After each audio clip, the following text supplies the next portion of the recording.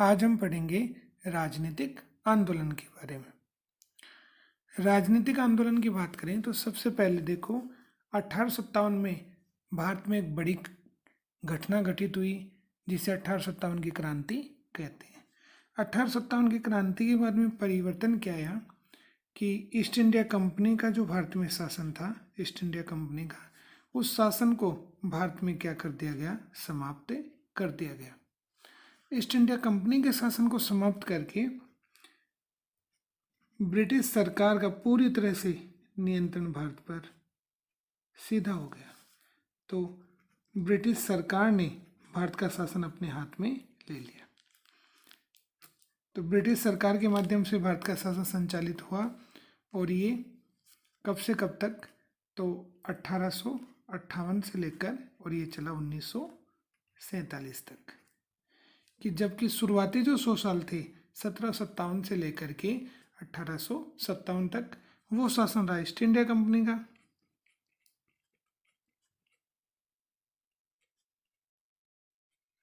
तो अगर देखें तो यहाँ पर एक बड़ी क्रांति हुई जिसके कारण ब्रिटिश सरकार ने ईस्ट इंडिया कंपनी के शासन को भारत में समाप्त कर दिया और शासन की बागडोर अपने हाथ में ले ली। अब उसके बाद में क्या क्या परिवर्तन आया भारत में, उनकी हम बात करते हैं। तो अंग्रेजों की नीतियों के कारण धीरे धीरे जनता को संगठित करने के कार्य प्रारंभ होने लगे और इसी के संदर्भ में एक संस्था का निर्माण हुआ और उस संस्था का नाम है इंडियन एसोसिएशन। इंडियन एसोसिएशन की स्थापना की गई थी 1876 ईस्वी में। तो 1876 ईस्वी में इंडियन एसोसिएशन की स्थापना की गई और ये स्थापना हुई थी कलकत्ता में। स्थापना करने वाले जो थे उदारवादी नेता थे सुरेंद्रनाथ बनर्जी।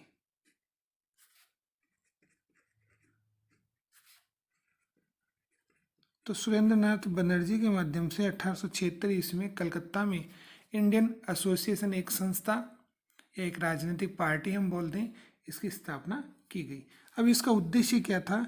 इसका उद्देश्य था जनता को संगठित करना।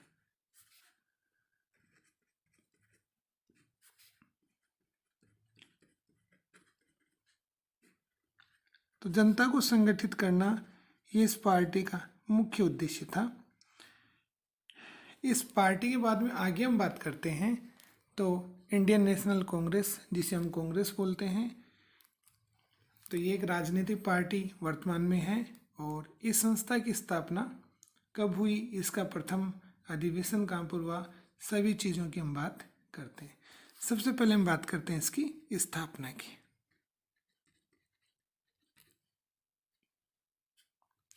स्थापना की बात करें तो इंडियन नेशनल कांग्रेस की स्थापना 28 दिसंबर 1885 में हुई। स्थापना के बाद में फिर हम देखते हैं आखिर इसकी स्थापना कहाँ पर हुई, तो स्थान की बात कर लें और इसकी स्थापना हुई थी बम्बई में। और बम्बई में एक जगह है, एक स्थान है जिसको हम बोलते हैं गोकुल दास तेजपाल, गोकुलदास तेजपाल संस्कृत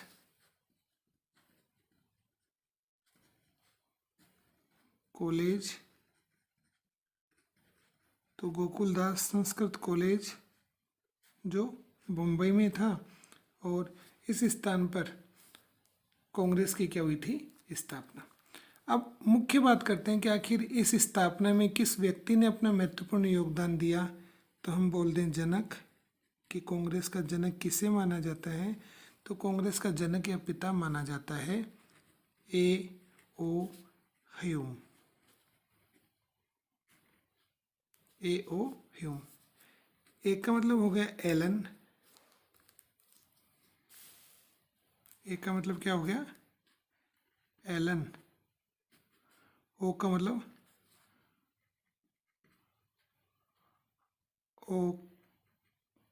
ओक्टेवियन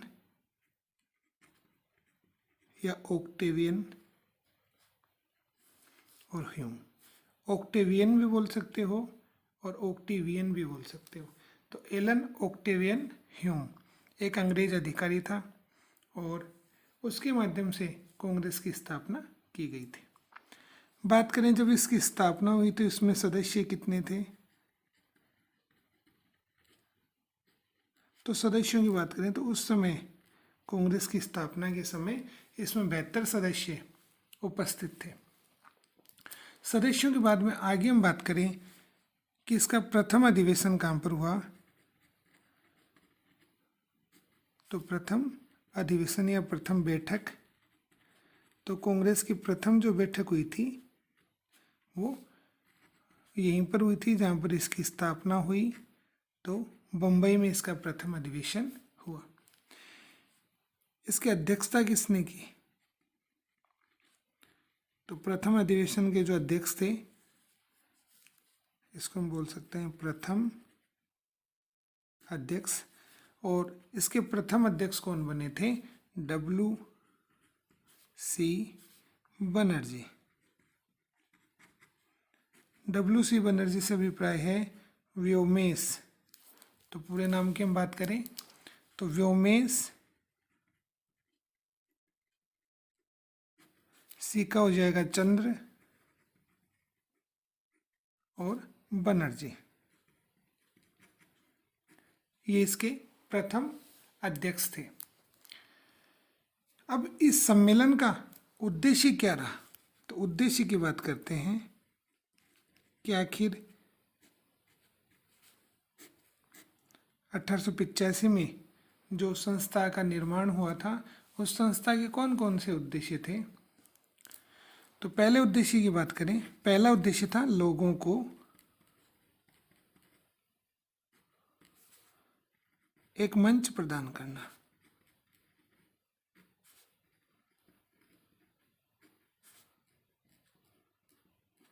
एक तो लोगों को स्टेज दिया गया, एक मंच दिया गया कांग्रेस के माध्यम से, वहाँ पर आकर के लोग अपनी बात कह सकें। तो एक तो लोगों को मंच प्रदान करना इस संस्था का उद्देश्य रहा। दूसरे उद्देश्य की अगर हम बात करें तो इस संस्था का उद्देश्य था आगामी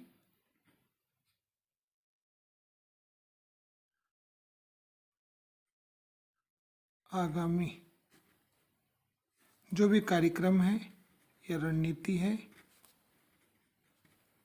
तो आगामी कार्यक्रम या आगामी रणनीति पर विचार करना कि हमें क्या काम करना है।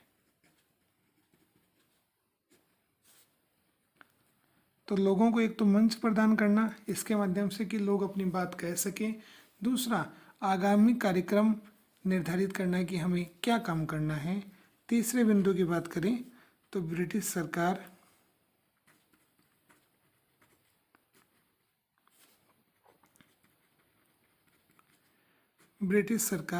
के कार्यों, ब्रिटिश सरकार के कार्यों में निष्ठा रखना,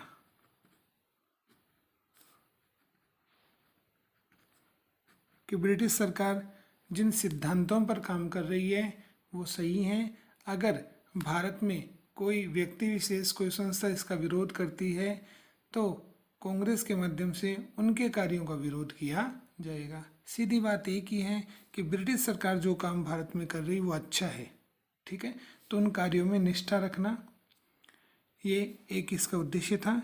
और चौथे उद्देश्य की हम बात करें, चौथा जो इसका उद्देश्य था वो ये था अंग्रेजों की सोच को बदलना, अंग्रेजों की सोच या धारणा को बदलना। अब अंग्रेजों की क्या सोच इनको बदलनी थी, तो अंग्रेजों की सोच को बदलना कि भारतीय जो व्यक्ति हैं, भारतीय, अंग्रेजों की सोच को बदलना कि भारतीय शासन चलाने की योग्यता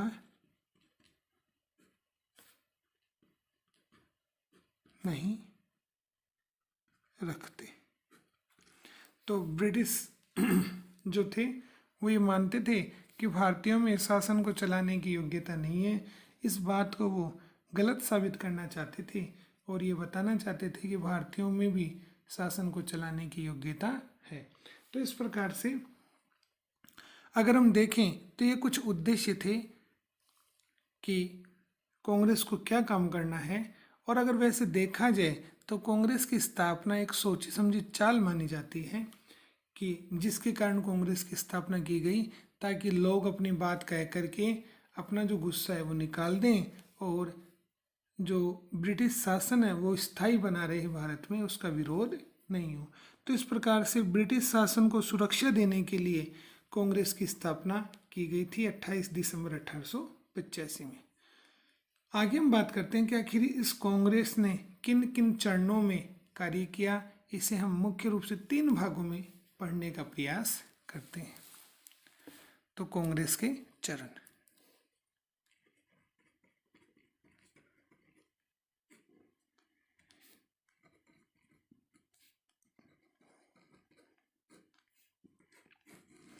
अब कांग्रेस को हम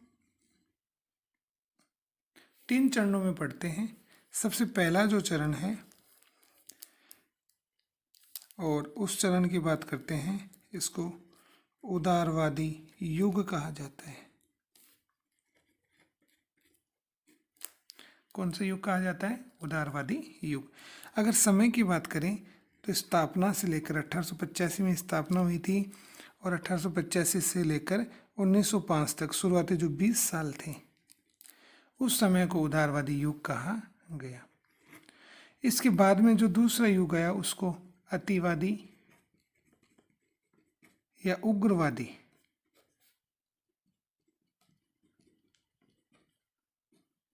इस युग के नाम से जाना गया। और समय 1905 से शुरू हुआ, जैसे ही उदारवादी युग समाप्त हुआ एक नया युग आ जाता है। 1905 से लेकर के 1919 तक का जो समय था उसे अतिवादी या उग्रवादी युग कहा गया। और तीसरा जो युग आया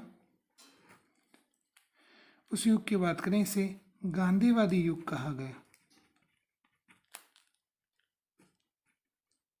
गांधीवादी युग।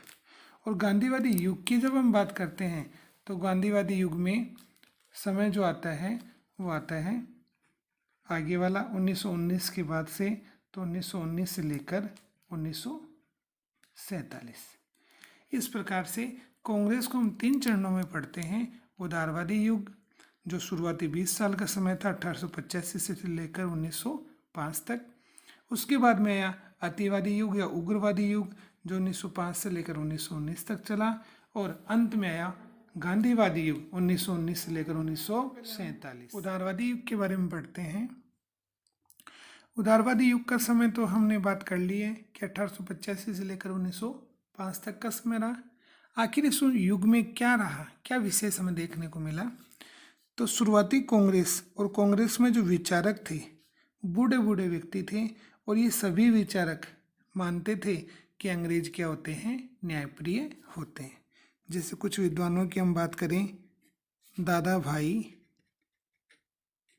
नौरोजी, फिरोज शाह मेहता,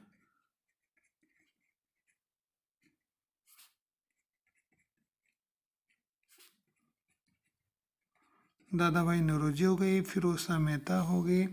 इसके बाद में व्योमेश चंद्र बनर्जी या WC बनर्जी, व्योमेश चंद्र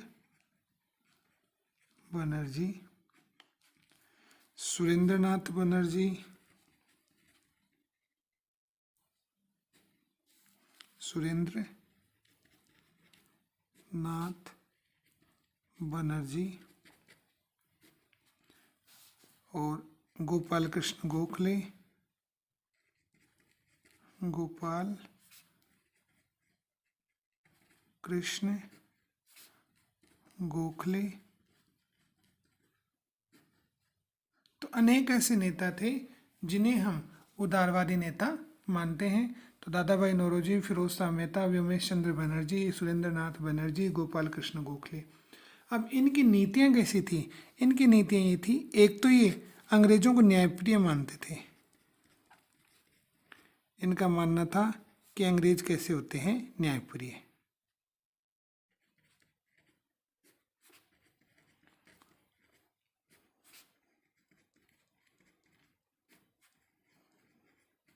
ठीक है, न्यायप्रिय का मतलब कि अंग्रेज सभी के साथ न्यायपूर्ण व्यवहार करते हैं, बस उन्हें पता होना चाहिए कि हमारे साथ अन्याय हो रहा है, तो अगर उन्हें पता होगा तो वो हमारे साथ क्या करेंगे? न्याय करेंगे। तो ये सभी विचारक मानते थे कि अंग्रेज न्यायप्रिय होते हैं। दूसरा इनका मानना था कि अंग्रेजी शासन अच्छा है। अंग्रेजी शासन अच्छा है। ये मानते थे कि भारत में अगर अंग्रेज भारत को छोड़कर चले जाएंगे तो भारत की व्यवस्था सही ढंग से संचालित नहीं हो पाएगी। तो अंग्रेजी शासन को क्या मानते थे? ये अच्छा मानते थे। उसके बाद में अगर अगले बिंदु की हम बात करें तो ये मानते थे कि भारत में अचानक परिवर्तन नहीं होने चाहिए, बल्कि क्रमिक सुधार के ये समर्थक थे। जितने भी उदारवादी नेता थे वो सभी क्रमिक सुधार के क्या थे? समर्थक।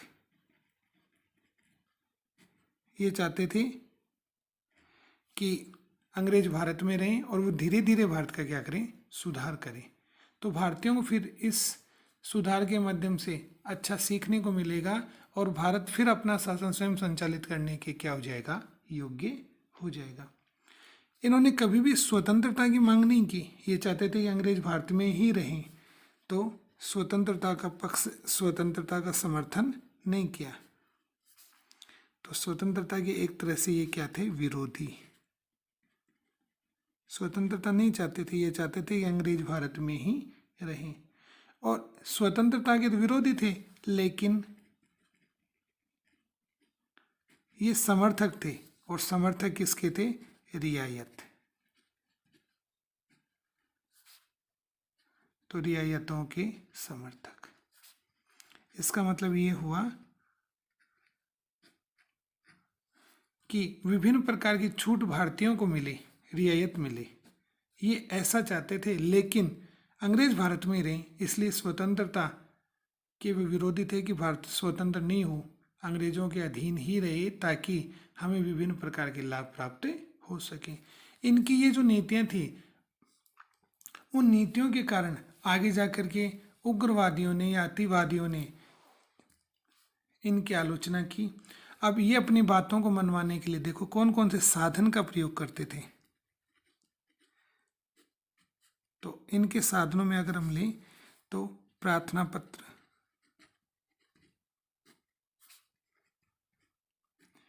कि अंग्रेजों से अपनी बात मनवाने के लिए आप लेटर लिखो अंग्रेजों को, ठीक है, कि यही हमारी समस्याएं हैं, तो आप उन्हें दूर करने का क्या करेंगे? प्रयास।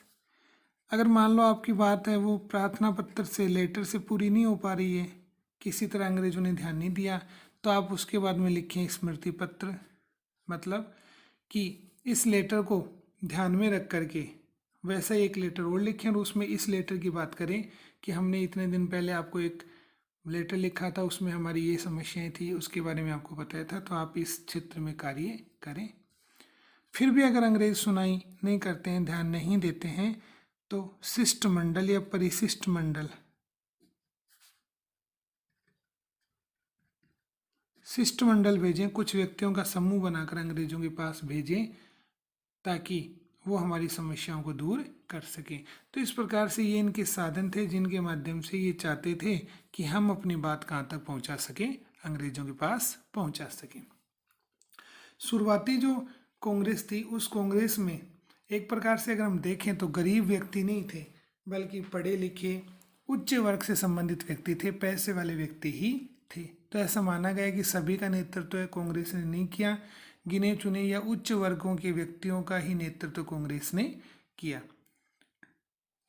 तो जब इनकी नीति थी कि अंग्रेज अच्छे होते हैं और हम अपनी बातों को मनवाने के लिए इन साधनों का प्रयोग करें, तो इससे जो भारत के युवा वर्ग थे, जो नए नए व्यक्ति आ रहे थे, जो राजनीति में रुचि रखते थे, वो इनके विरोधी हो गई। इसलिए भारतीय राजनीति में, कांग्रेस में एक नई विचारधारा वाले व्यक्ति आते हैं जिसे हम अतिवादी विचारधारा बोल देते हैं या अतिवादी युग बोल देते हैं। तो अतिवादी युग बोल दें, उग्रवादी युग बोल दें, और इसका समय हम देखें तो 1905 से लेकर 1919 तक का समय माना गया। इनकी विचारधारा पूरी तरह से चेंज रही। ये उदारवादियों के विरोधी रही एक प्रकार से, और इनके जो ये साधन थे, प्रार्थना पत्र है, स्मृति पत्र है, शिष्टमंडल या परिशिष्ट मंडल है, इनका इन्होंने विरोध किया। और इनको इन्होंने कहा कि आप तो एक प्रकार से भिक्षा मांग रहे हो, ठीक है। राजनीतिक भिक्षावृत्ति कहा गया इनके साधनों को। किसने कहा? अतिवादियों ने। अतिवादी कौन थे? तो नया जोश था, नए व्यक्ति थे, और वो चाहते थे कि हमें तो सबसे पहले क्या मिले, हमें सबसे पहले स्वराज्य की प्राप्ति हो। तो इनका मुख्य उद्देश्य क्या था? स्वराज्य की प्राप्ति। तो स्वराज्य की प्राप्ति पर इन्होंने जोर दिया। ये चाहते थे कि सुधार हमें नहीं चाहिए, हमें तो सबसे पहले स्वराज्य की प्राप्ति चाहिए। अब इसमें कौन कौन विद्वान थे? तो इनके विद्वानों की हम बात करें तो आपने बहुत अच्छे से पढ़ा होगा, लाल, बाल और पाल, एक जोड़ा है। तो इनके विचारकों में हम बात करें तो लाला लाजपत राय, लाला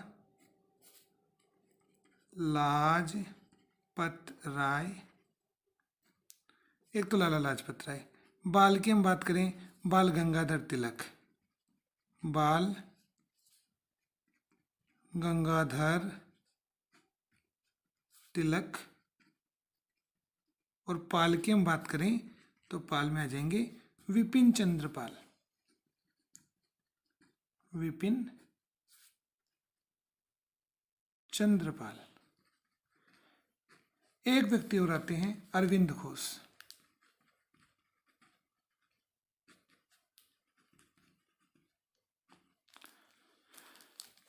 तो इस प्रकार से अरविंद घोष और आ जाते हैं इसमें। तो ये मुख्य व्यक्ति थे जिन्होंने उदारवादियों की नीतियों का, इन सभी नीतियों का क्या किया? विरोध किया। और इन्होंने सबसे ज़्यादा जोर किस पर दिया? स्वराज्य की प्राप्ति पर जोर दिया। और इनके जो साधन थे कि आखिर हमें स्वराज्य की प्राप्ति कैसे हो, तो इनके साधनों में हम बात कर लें तो इनके साधनों में ये सबसे पहले जोर देते थे स्वदेशी को तो अपना लो, स्वदेशी पर जोर देते थे। और विदेशी वस्तुओं का क्या कर दो? बहिष्कार। तो विदेशी वस्तुओं का जब बहिष्कार होगा तो अंग्रेजों को फिर, क्योंकि व्यापार करने के लिए तो आए थे, फिर अंग्रेजों को भारत को छोड़कर जाना पड़ेगा क्योंकि उनकी वस्तुएं नहीं बिकेंगी। तो अगर हम स्वदेशी को अपना लेंगे और विदेशी वस्तुओं का बहिष्कार कर देंगे तो अंग्रेजों की शक्ति अपने आप ही कम हो जाएगी और उन्हें देश को छोड़ करके जाना होगा। इसके अलावा राष्ट्रीय शिक्षा पर इन्होंने जोर दिया।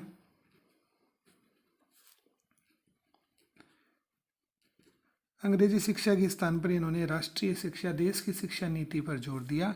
और एक इनका जो मुख्य साधन था उसका नाम था निष्क्रिय प्रतिरोध। अब निष्क्रिय प्रतिरोध की हम बात करें, निष्क्रिय प्रतिरोध होता क्या है कि सरकार की ऐसी कोई भी नीति जो गलत है उसका हमें विरोध करना है, उसे हमें स्वीकार नहीं करना है। तो इस प्रकार से इनकी नीतियों के कारण इनके जो साधन थे, स्वदेशी है, बहिष्कार, राष्ट्रीय शिक्षा और निष्क्रिय प्रतिरोध, इनके माध्यम से भी इन्होंने अंग्रेजों को प्रभावित किया। और इनका मुख्य उद्देश्य था कि हमारे देश को स्वतंत्रता मिले, स्वराज्य की प्राप्ति हो। अतिवादी युग के बाद में फिर विचारधारा की बात करें तो विचारों में परिवर्तन आया और कांग्रेस का नेतृत्व इस समय गांधी जी के माध्यम से किया गया। और गांधी जी के माध्यम से किया गया तो इस युग को गांधीवादी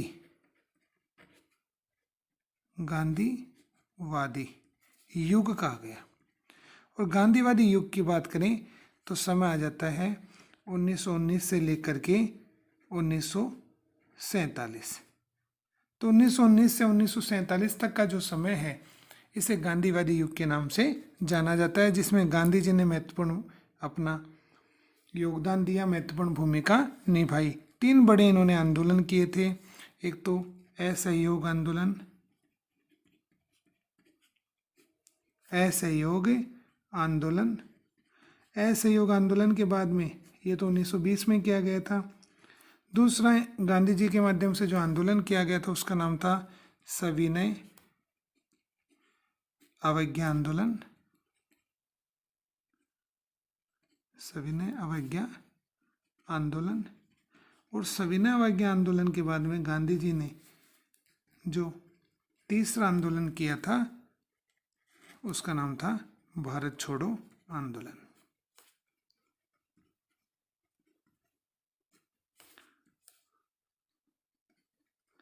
तो 3 बड़े आंदोलन गांधी जी के माध्यम से चलाए गए थे और ये 1942 में। इस प्रकार से अगर हम देखें तो 1947 में भारत आज़ाद हो गया और भारत की आज़ादी में गांधी जी के ये आंदोलन बड़ी प्रभावी भूमिका निभा पाई।